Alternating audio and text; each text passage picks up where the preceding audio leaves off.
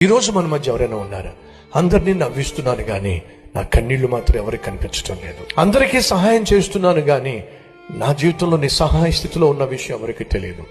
పైకి ఆత్మీయంగా కనిపిస్తున్నాను కానీ లోపల ఎంత పాపిష్టి వాడినో ఎవరికి తెలియదు.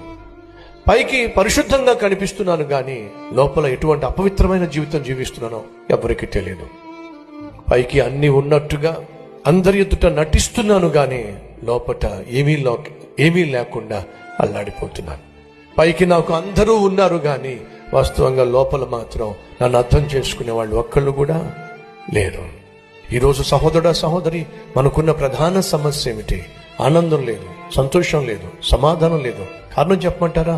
అపవిత్రత. ఈరోజు నీ జీవితంలో ఉన్న అపవిత్రత, చేస్తున్న తప్పులు, చేస్తున్న పాపాలే నిన్ను మిజరబుల్ గా మార్చేస్తున్నాయి, సారోఫుల్ గా మార్చేస్తున్నాయి, ఆనందం లేకుండా చేసేస్తున్నాయి, ఆత్మీయత లేకుండా చేసేస్తున్నాయి, ఆప్యాయతను పంచలేకుండా చేసేస్తున్నాయి.